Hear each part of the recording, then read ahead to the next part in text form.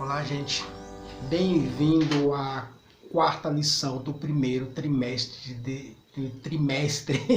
de 2023, ok? E nós vamos estar falando do ministério avivado de Jesus, ok?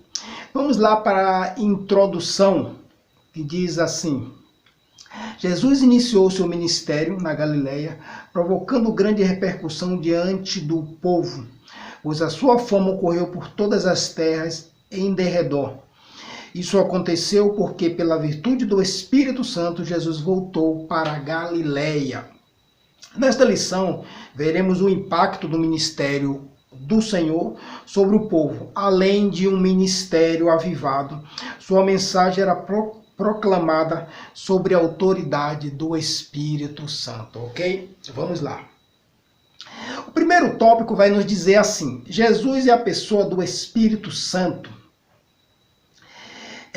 Então nós vamos aqui para o B, do nascimento. O nascimento a gente já sabe. O anjo Gabriel, ele vem, ele aparece a Maria e anuncia o nascimento de Jesus, né? E fala que como seria o nascimento de Jesus. O Espírito Santo é a virtude do Altíssimo, te cobrirá com sua sombra, pelo que também o santo que é em ti há de nascer e será chamado Filho de Deus. Aqui nós estamos vendo a obra do Espírito Santo na vida de Maria, ok? Vamos lá. E aqui no B, no batismo, antes de iniciar seu ministério na Galileia, Jesus se submeteu ao batismo de João no Rio Jordão. Ao sair da água, viu o Espírito de Deus descendo como uma pomba e vindo sobre ele, e eis que a voz do céu dizia: "Este é meu filho amado", ok? Era uma manifestação indubitável da Santíssima Trindade, o Pai declarando Jesus como seu Filho amado, o Filho Jesus saindo da água, e o Espírito Santo materializado em forma de pomba, descendo sobre ele. Aqui uma palavra aqui que nós não vemos no dia a dia, chamado de indubitável. O que é essa palavra? Essa é uma palavra que ela não quer dúvida, é uma palavra que ela não deixa dúvida, ok? Traz uma ideia de certeza. Às vezes nós temos essas coisas aí de querer ou aquele ponto de interrogação sobre essas coisas. Então aqui, quando fala de uma manifestação indubitável, é uma manifestação que ela não requer dúvida, ok? Bate-se o martelo e já era, ok? Para que a gente venha entender tudo isso aqui. Então o batismo é um cumprimento que ele vai fazer quando João chega a ele. Eu era para ser levado a ti para ser batizado. Ele fala, e Jesus fala para João Batista: isso aqui é para se cumprir as Escrituras. Então nós vamos ver que o batismo é um cumprimento do que o cristão deve fazer também, ok? Jesus, ele faz isso aqui, essa simbologia toda, e nós também temos que fazer também, ok? É tanto que ele fala, tem que nascer da água, que é o batismo, e nascer do Espírito. Então o Espírito é aquela ideia da transformação, então toma cuidado. Quando se fala nascer do Espírito, exige que os frutos sejam do Espírito, ok? Então nós vamos aqui para a tentação no C. Depois do batismo, Jesus é conduzido pelo Espírito para ser tentado pelo diabo ali no deserto, como a gente já sabemos, entendeu? Então, qual é a primeira tentação que ele vai ter ali? Fome, né? O diabo vai tentar ele com transforma essas pedras em pão, tal, ok? E ele passa 40 dias e 40 noites ali no deserto, ok? E Jesus, ele vai ser sempre vencedor nisso aqui, usando a poderosa palavra de Deus. A cada ataque do Senhor, ele respondia: está escrito. Isso é batendo martelo, confirmando, ok? Para que a gente venha entender. E assim fica claro que o Senhor Jesus não tivesse a presença do Espírito Santo. Lembre que o foco aqui é o Espírito Santo. Se Jesus não tivesse a presença do Espírito Santo, o resultado de suas provações não seria satisfatório, ok? Para a gente poder entender. E agora nós vamos para o segundo subtópico aqui. O Espírito Santo no ministério de Jesus. Com cerca de 30 anos, Jesus iniciou seu ministério terreno. Depois de voltar do monte da tentação, no deserto, Jesus vai para no deserto da Judéia pela Galileia. Ok? Para a gente ver onde que começa, onde é que ele vai começar o ministério aqui, vai ter essa ideia. E ele mostra o que? Ele mostra que ele foi ungido pelo Espírito. Quero que nós enfatize aqui algumas temáticas dentro disso aqui. Primeiro, para que ele foi ungido? Para evangelizar os pobres, ok? Esse é o primeiro. E esta é uma missão de seu ministério. De modo geral, o Senhor sabia que por causa dos bens terrenos, os ricos deste mundo não se interessam pela palavra de Deus, ok? Então, por isso aqui, para evangelizar aos pobres. E além disso, o Senhor foi ungido pelo Espírito também para quê? Para curar os quebrantados de coração. Lembre-se disso. Não foi só para evangelizar os pobres, não. Ele foi ungido também para curar os quebrantados de coração, ok?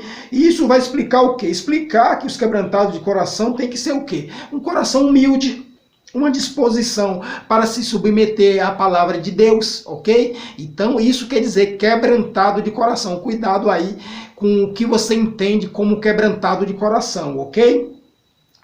E por isso nosso Senhor veio tocar o coração dos homens. Ainda mais, ele também fez um convite a quem? Aos cansados e oprimidos, ok? Cansado de quê? Cansado de todo aquele legalismo que existia sobre as ideias farisaicas, sobre quem recorria sobre todo esse cansaço, aqueles pesados fardos.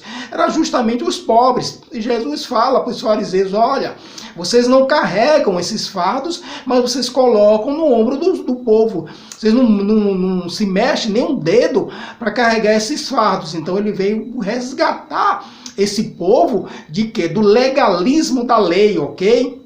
Então tome cuidado. Então, para resgatar quem? Os cansados e oprimidos pela elite judaica, pela elite religiosa, ok? E é muito contemporâneo também que tem muitos líderes aos dias de hoje colocando fardos pesados sobre os ombros do povo, trazendo para uma ideia contemporânea, trazendo para uma ideia de hoje, e dando uma alfinetada aí a quem vai ouvir e que esteja fazendo isso. Vamos aí acordar para a vida, ok? Para a gente já entender isso aí.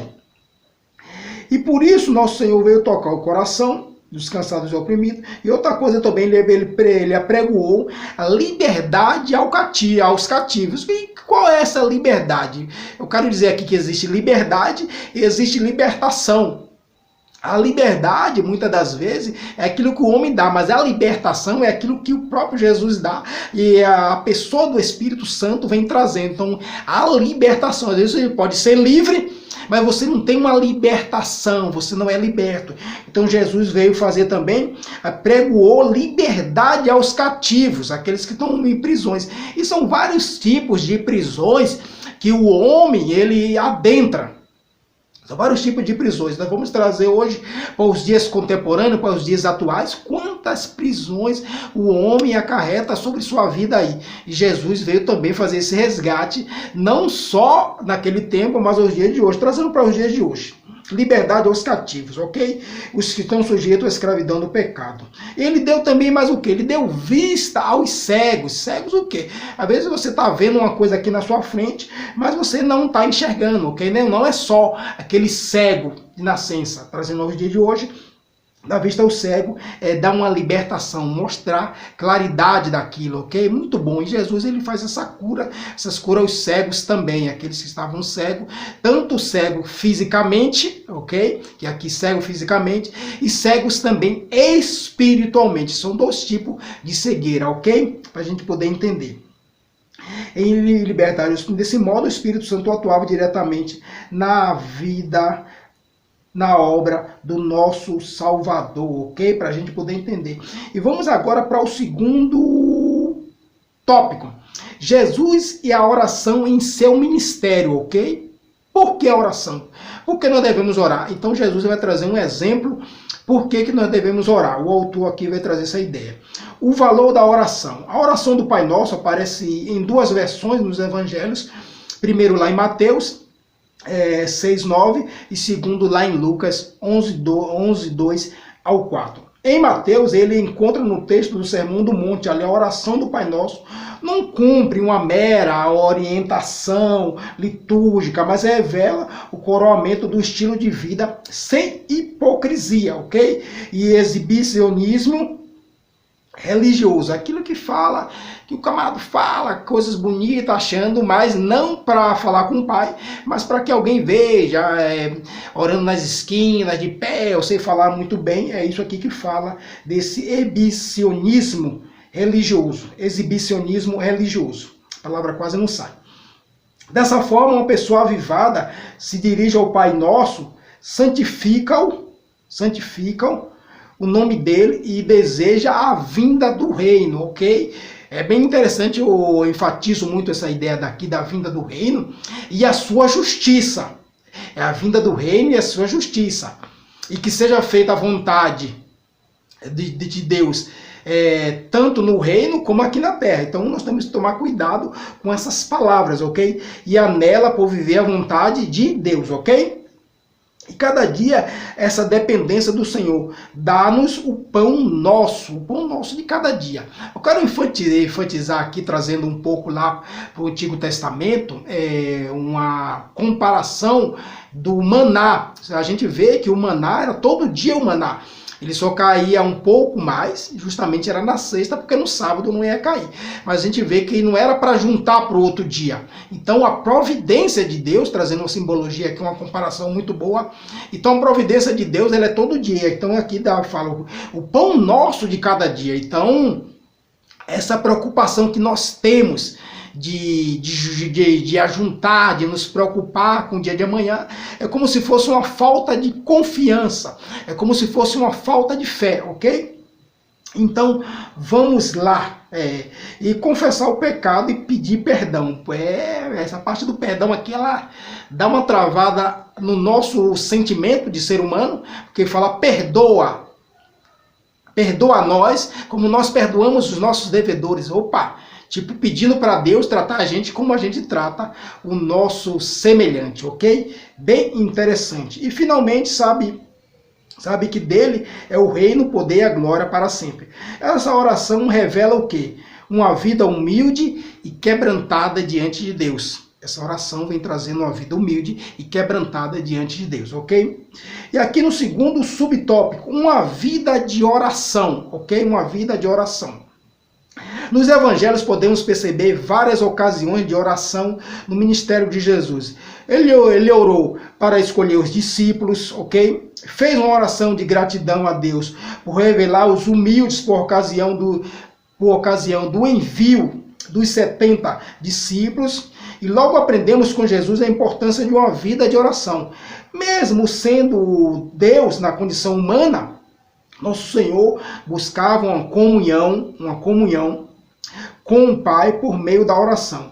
Além disso, a sua vida de oração, lá no Getsemane, também nos ensina a vontade do Pai sempre é melhor. Aquilo que ele fala, Pai, se possível, passa de mim esse cálice. Tipo assim, mas se não for possível, que seja feita a vossa vontade. É bem interessante, muito boa, e para que a gente venha aprender também essa ideia da oração, que a oração ela vem trazendo o quê? Ela é aquilo que nós temos de essa ligação de falar com o Pai, ok?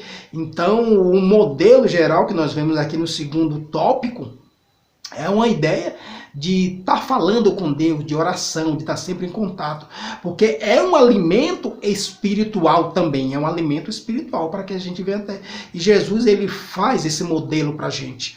Ele mostra, principalmente o Pai Nosso ali, eu vejo que é lindo quando a gente interpreta o Pai Nosso de uma forma totalmente correta, as palavras, como ela flui, aquilo que eu acabei de falar, trazendo a ideia do reino, trazendo a ideia do pão nosso, trazendo a ideia do perdão, trazendo a ideia de só o poder e a glória é de Deus. Então, se a gente puder fazer um estudo das palavras do Pai Nosso, é bom que a gente faça. E se quiser pegar essa lição, muito bom. Foi bom aqui eu leio O escritor ele fez um negócio, algo muito bacana e muito legal, ok?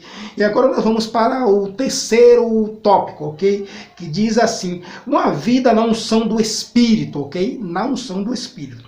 Com unção nos referimos a uma vida de serviço sobre a confirmação do Espírito Santo. Veja só. Com unção, nos referimos a uma vida de serviço sobre o quê? Sobre a confirmação do Espírito Santo. Veja só, eu estou trazendo aqui uma alfinetada para a gente que sai fazendo todo tipo de coisa que dá na sua cabeça. Então veja só aqui. Com a confirmação do Espírito Santo, ok? A semelhança da atuação do Espírito Santo no ministério de Jesus. Ele é conduzido pelo Espírito Santo. E ali tudo vem sobre ele. Quando ele sai do batismo, é aquela forma corpórea de pomba, e o pai dizendo, esse é meu filho. Então você vê que é um selo que acontece ali, e ele vai ser conduzido até o deserto, e depois ele vai ser conduzido, o ministério dele começa, ok? Então cuidado, você que não tem essa vocação, ok? E acha que é de qualquer maneira, cuidado que você está fazendo a obra não do homem, mas a obra de Deus, ok? Para a gente poder entender aqui logo de cara essa pequena introdução no terceiro tópico, ok? Então vamos lá. A unção do Espírito Santo na vida do obreiro. Agora nós vamos trazer para a atualidade, para o contemporâneo. E vamos falar diretamente com a igreja na sua atualidade. O obreiro ele tem muitas atribuições na obra do Senhor. Ele exerce liderança, ok? Administrativa, atividade do ensino e alguns até mesmo da música cristã. Por isso é muito fácil que essa atividade ela vem caindo, ela cai na rotina e tal. Eu já sou bom, tal, eu já sei. Então isso é um perigo. E se torna meramente burocráticas. Mas o obreiro ungido, veja só aqui o conselho que se dá. Mas o obreiro ungido sabe que o Espírito Santo renova suas forças, não permite que veja as obras do Senhor com um mero olhar, o quê? Humano. E de maneira graciosa vê a confirmação do seu ministério quando o Senhor salva vidas, por meio de uma pregação ungida, quando crentes mudam atitudes por causa de um ensino dirigido pelo Espírito Santo. Está vendo como é que é interessante? Quando há edificação espiritual por meio de louvor bem executado, ok? Isso é muito bom na presença de Deus. Mas todo esse bem do Senhor, inevitavelmente, é acompanhado de uma vida, o quê? Piedosa. Tem que ter uma vida piedosa. Não adianta só essa aparência toda. São dois tipos de mudança, interna e externa, ok? Tem que ter. Não adianta só essa aparência externa. Ela tem que vir de dentro para fora, ok? Senão não adianta. Ok? Então vamos lá. Mas como é que isso é acompanhado, dessa vida piedosa? O que é que nós fazemos para que essa vida piedosa ela venha transparecer, ela venha fazer jus, saia da teoria e venha para a prática no nosso dia a dia? Então não vamos lá. O que é que ele deve fazer? Por isso o obreiro do Senhor, o que é que ele não deve fazer? Não deve negligenciar a oração, o jejum, o estudo devocional da palavra de Deus, ok? Isso tem que ter. E aí nós vamos ver ali em 1 Timóteo 4,7. Deu para entender? Uma vida não negligenciar a oração, não parar de orar, o jejum e o estudo da palavra, ok? Então nós vamos ver 3 aqui logo de cara para a gente entender o que é a vida contínua diante disso tudo. Então nós vamos lá aqui. E esses exercícios piedosos são os alimento espiritual diário e permanente de todo obreiro, o quê? De todo obreiro avivado. Isso, ok? De todo obreiro avivado na obra do Senhor. Então a gente viu aí os conselhos e o que é que deve ser feito, ok? Para que a gente tenha uma vida de unção, de oração, e na vida do obreiro, o que é que deve ser, o que não deve faltar. E a gente às vezes cai nesse conforto, ok? Não, que Deus já ungiu. Eu vou usar com uma palavrinha muito do que acontece muito isso aí, eu vou fazer uma comparação do secular. A gente vê um cantor, qualquer um profissional, principalmente um cantor famoso aí, e de repente ele tem um dom, ele tem um dom, mas ele não para de praticar, ele não para de exercer, ele não para de ensaiar, ok? E nós cristãos, nós temos uma coisa do dom, o dom ele tem que ser praticado, ele tem que ser exercitado, não adianta eu ser chamado com um dom de ministração, de estar pregando uma palavra e eu não ler. Não adianta. Então isso aqui nós estamos falando da prática. Além de você ter o dom, além de você ter a unção, você tem que praticar, você é chamado para o ministério do louvor, exercite isso aí.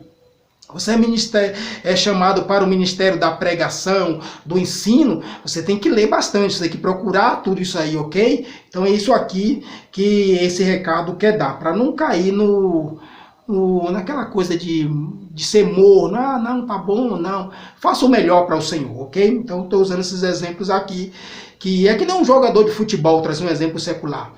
Ele é bom, você vê que tem jogadores que são muito bom mesmo, mas eles treinam todos os dias. Todos os dias. Você vê que tem um dom prático, mas eles treinam todos os dias. E por que nós que temos essa incumbência, nós temos esse dever de levar a mensagem, nós estamos muitas das vezes relaxados diante disso, ok? Dando um exemplo aqui, ok? Para a gente procurar entender, ok? E outra coisa que é que nós vamos ver aqui, para eu não me perder aqui, a unção do Espírito Santo na vida do crente, o segundo subtópico do terceiro tópico, ok? Vamos ver aqui, a unção do Espírito Santo na vida do crente, beleza? Viver uma vida na unção do Espírito não é privilégio apenas dos que exercem a vocação ministerial na igreja, ok? Daqueles que só têm cargo. A palavra de Deus diz que nós somos o sacerdócio real, chamados para anunciar a virtude daquele que vos chamou das trevas para a maravilhosa luz, ok? Então vamos lá. Mas precisamente Deus chamou cada crente a comunicar o evangelho em todos os lugares que seus pés tocarem. Foi chamado, então todo lugar que você colocar os seus pés, teve oportunidade, vai lá e dá aquela alfinetada. Joga a semente. Jesus falou sobre ali, Mateus 13, sobre a semente, que ela é jogada. Então você vai lá, anuncia a semente e tal e deixa. Ok? Mas nem eu que vou converter. Não é você que vai converter. Paulo vai escrever que é o seguinte: eu plantei, Apolo regou, mas quem é que dá esse crescimento? Não é nós. Eu e Apolo só conseguimos plantar e regar. O crescimento não vem de mim. Então cuidado com essa ideia de você jogar a semente e você querer que você querer ver os frutos. Tem muitas das vezes que você não vai ver os frutos. De repente você lança a semente aqui em São Paulo e os frutos ele vai dar lá na Bahia, vai começar a florescer lá no Rio Grande do Sul, de repente nem aqui no Brasil, em outro país. Então é a obrigação só lançar a semente, ok? Se tiver a oportunidade de você estar falando, se você sentiu pelo Espírito Santo de Deus que é para você cultivar, amém. Mas se você sentiu que é só lançar a semente, então lance só a semente, ok? Mas não deixe de lançar, ok? Não deixe de lançar. Ok? Então essa é a ideia. Então vamos lá. Mas precisamente Deus chamou cada crente a comunicar o evangelho. Mas para isso, além disso aí, vamos lá. Por que disso aí? Mas para isso a nossa vida tem que estar debaixo de quê? Da unção do Espírito Santo, aquilo que eu falei. Tem que ser o Espírito Santo que tem que comunicar isso a você, que tem que nascer no seu coração, ok? Não adianta você querer ir para lá. Eu que senti. Não, cuidado, hein? Com esse tal de sentimento, com essas revelações, muito cuidado. Então exerceremos uma influência poderosa em nossa família, na faculdade, no local de trabalho ou em quaisquer esfera da sociedade. Qualquer lugar, aqui está falando, na faculdade, no local de trabalho, qualquer lugar da sociedade, isso é no mundo. Assim seremos testemunhas poderosas de Jesus sobre a unção de quê? Do pastor? Do homem? Não, sobre a unção do Espírito Santo, ok? É isso aqui, lá em João 14, 26, ok? Para a gente poder entender. E nós vamos aqui estar terminando. Deu para entender? Deu sim. Começamos com o Espírito Santo na vida de Jesus, trazendo um modelo que nós devemos seguir, do modelo que ele seguiu, e depois nós vamos aqui para o finalzinho, trazendo um modelo no segundo subtópico de oração, segundo tópico, o modelo de como a oração, desse comunicado da oração, e no terceiro tópico aqui nós vamos ver aqui a vida do obreiro, a vida do cristão, como que ele deve conduzir isso, onde é que ele vai buscar esse avivamento, ok? Tem que estar vivo. Já falei, a palavra teve avivamento, vai trazer essa ideia de coisas vivas, ok? Porque nós temos uma ideia ali, que nós vamos ver no ministério de Cristo, que eram 400 anos de silêncio.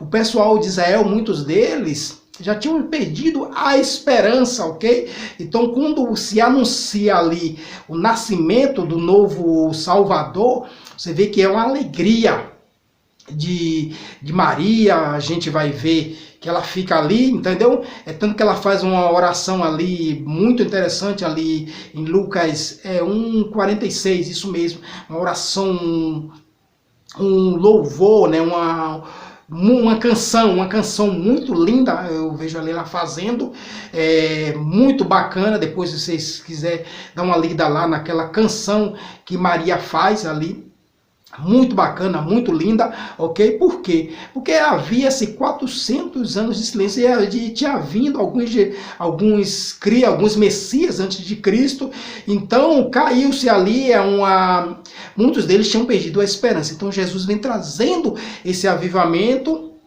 e através do Espírito Santo, quando é anunciado, o anjo Gabriel vem anunciando, olha, o Emanuel, que significa Deus, você vai dar o nome dele, de Deus conosco. Deus ouviu, tipo as preces de vocês, trazendo assim uma comparação lá de Êxodo, né? Quando Deus envia Moisés, eu estou ouvindo a oração, o clamor do meu povo. Então vai lá, Moisés, tipo assim com Cristo, olha, o povo está sofrendo 400 anos de silêncio, muitos já tenham esquecido até. Será que vai vir? Será que essa promessa vai se cumprir?